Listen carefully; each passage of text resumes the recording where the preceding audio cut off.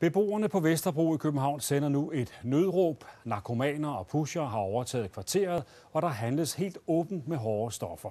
Og beboerne siger, at de lever med daglige overfald og trusler. Billederne her fra station 2 viser, at handlen med narko foregår helt åbenlyst.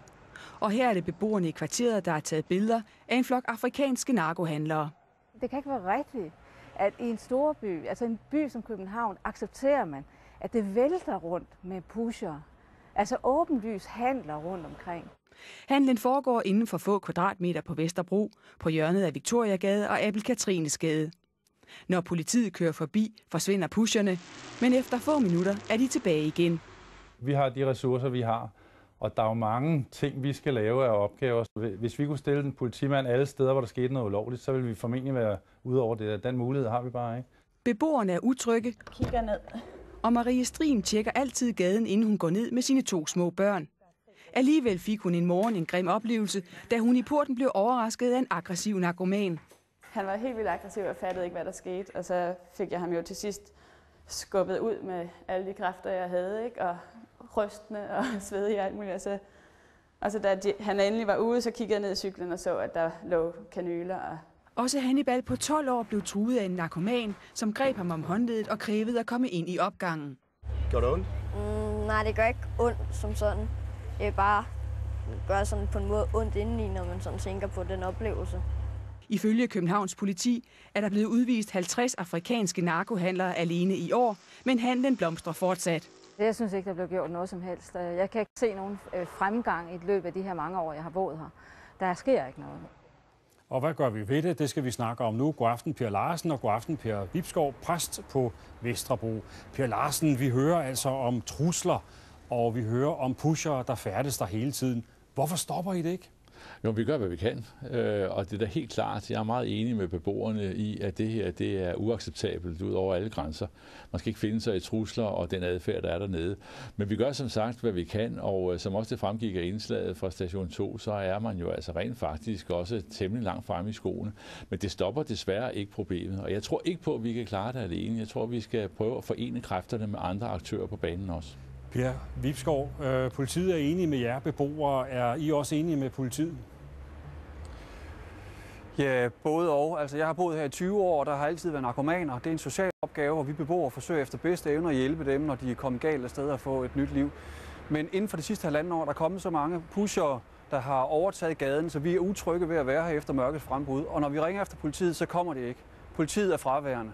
Det er rigtig trist at høre, og også høre, at der ikke er ressourcer, og at det er et prioritetsspørgsmål, og at der bliver prioriteret anderledes. Sidste år hed det var alle ressourcerne gik til ungdomshuset. Vi har fået at vide i foråret, der gik de til prostitution og til trickspillere, men de kommer ikke her til os. Vi er bange for at være her. Folk flytter herfra, de flygter herfra. Per Larsen, folk er bange for at bo der. Hvad siger du til det? Ja, det kan jeg ikke lide at høre, og folk skal jo ikke være bange for at bo i vores by. Men de er jo bange. Ja, men det må vi jo prøve at se, om vi kan fjerne. Og jeg tror egentlig, at det er meget, meget vigtigt, at vi får en dialog i gang med beboerne dernede, netop så vi kan prøve at fjerne noget af nogle af myterne, og måske også nogle af årsagerne.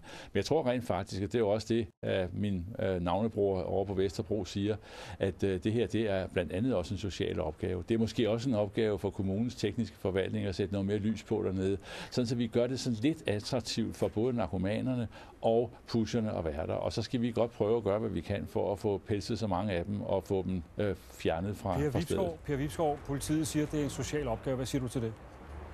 Jamen, det er en social opgave for mig som præst og for os som borger, men vi kan ikke fjerne pusher, der er kæmpestore. Politiet har jeg indtryk af at give op gang på gang. Hvorfor kan de ikke komme og hjælpe os? Vi kan ikke klare store, grandvoksne mænd fra fremmede lande, der står med våben og narko og truer folk. Hvordan har du selv oplevet det? Jeg er blevet udsat for knivtrusler og så videre. Her søndag morgen kl. 9, der er på vej til kirken, der bliver tilbudt kokain.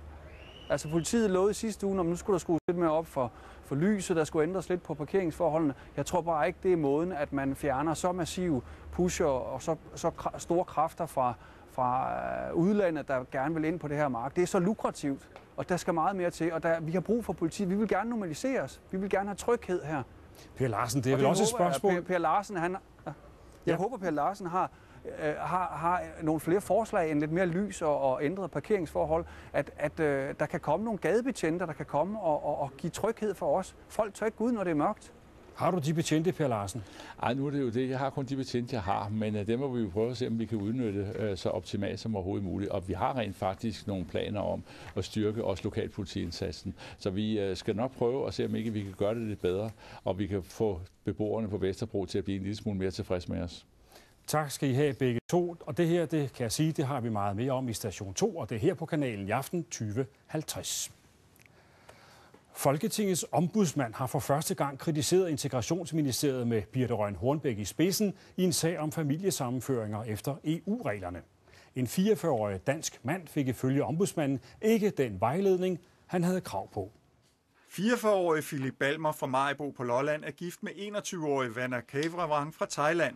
Parret fik afslag på familiesammenføring i Danmark på grund af 24-årsreglen. Television are here, so they just need to see that I talk to you.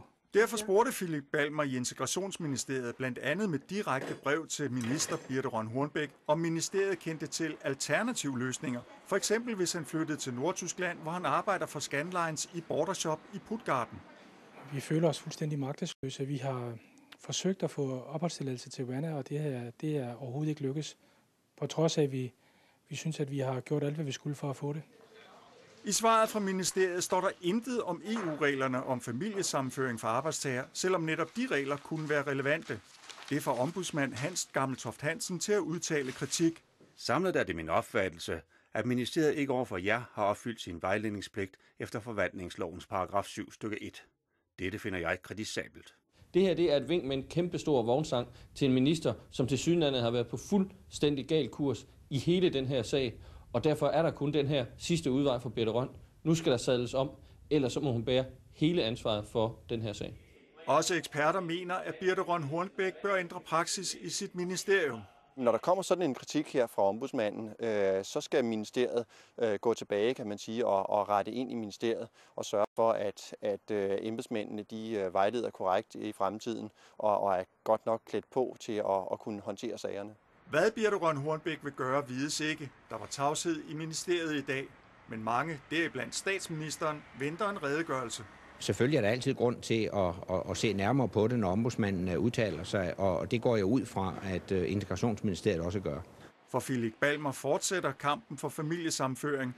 Han har bedt ministeriet om at finde ud af, om det hjælper, hvis han flytter til Tyskland. Planen er, at hvis vi kan få tilsagn om, at vi kan komme ind under EU-retten, så vil vi flytte til Tyskland i den periode, vi nu skal det, og så vil vi flytte tilbage til Danmark. Dansk Folkepartis politiske ordfører Peter Skaarup opfordrer Birthe Rønn Hornbech til at kommentere ombudsmandens kritik.